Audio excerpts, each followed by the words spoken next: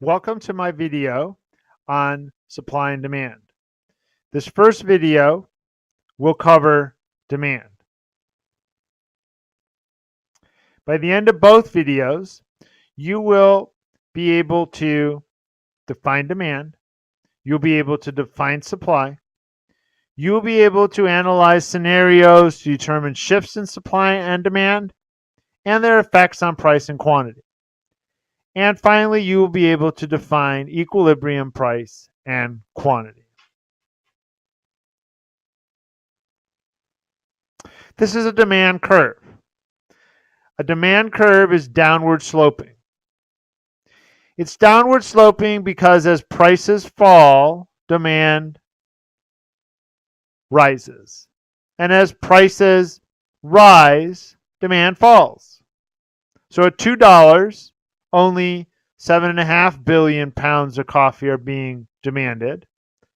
Yet at 50 cents, almost 15 billion pounds of coffee are being demanded. Think about your own spending habits.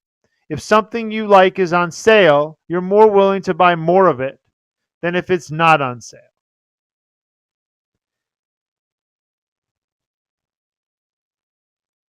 Change in demand. Something in the economy has to change for there to be a shift in demand. And those are the determinants of demand. And in a minute, we will look at those determinants.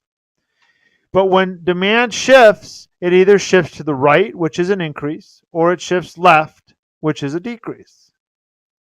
So an increase in demand shifts to the right, and a decrease in demand is a shift to the left. And again, we will look at those determinants that cause this shift in a minute. First, we have to cover a very important concept: change in demand versus change in quantity demanded.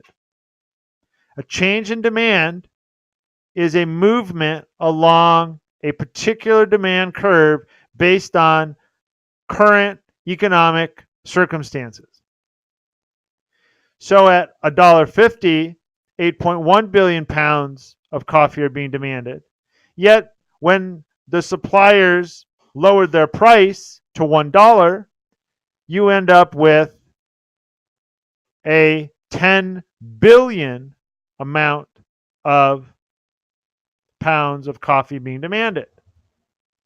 However, let's say there was a change in taste and everybody likes and wants coffee, which happened as Starbucks came into being and other coffee places came into being. More people were buying coffee.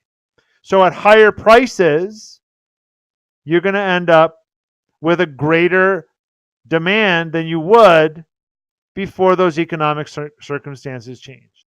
But again, we will look at all the individual determinants of demand in a moment. So here, change in demand is simply a different price set by a supplier causing a certain amount being demanded. Over here, something in the economy changed, some circumstance changed that caused the whole demand to shift to the right so that every given price, you now have an increased amount of demand.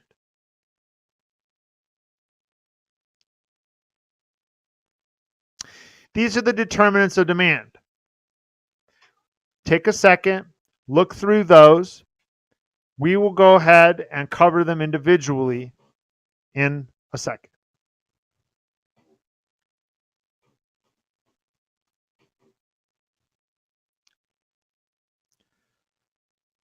First, let's look at income. So as people's income increase, obviously people are going to be willing to buy more goods. When people's income falls, they're going to be willing to buy less goods. And so income is a determinant of demand. The more income, more demand. Less income, less demand. And this also plays out in between normal goods and inferior goods. And everyone's idea of a normal good is different. For some people, any one of these items could be a normal good.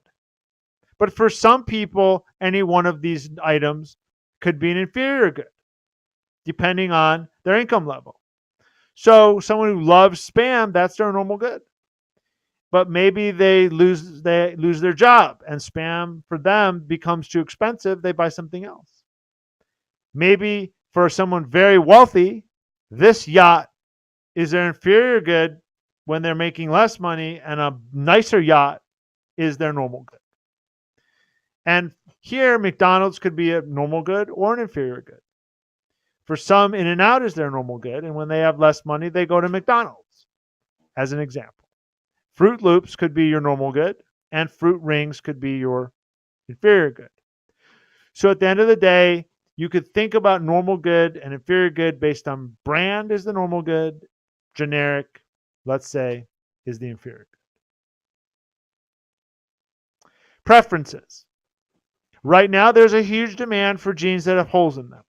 So the demand for jeans with holes in them obviously has now shifted to the right, because at every given price, people are going to be willing to pay more for those jeans. So at every given price, demand has changed. Now, when they fall out of favor, you're going to end up with a left shift, because at every given price, people are going to buy a different quantity of jeans. Substitutes. Let's say raspberries and blueberries.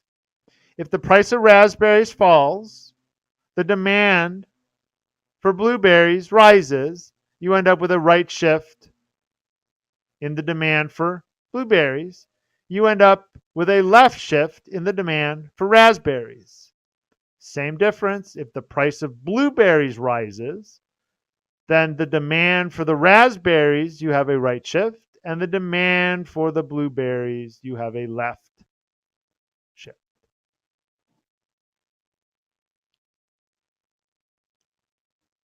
Complements.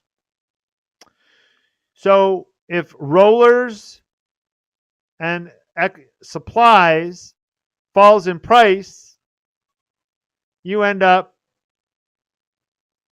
with more people wanting to buy the paint, or vice versa. If paint is falling in price, more people are going to buy these items here. If cake and champagne are your complements, then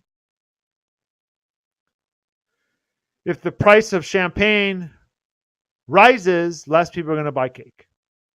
And so if there's less people buying something, the demand curve shifts to the left. And if more people are buying something, the demand curve shifts to the right. Number of buyers. This is a simple one. More buyers, higher demographic population in a state or a country, you're going to have a shift to the right in demand. Less population, you have a shift to the left in demand. Finally, expectations. If you have a higher expectations of price in the future, a higher price in the future, your demand is going to shift to the right now. More people want to buy now. If in the future you think prices are going to fall, demand now shifts to the left. This concludes the lesson on demand.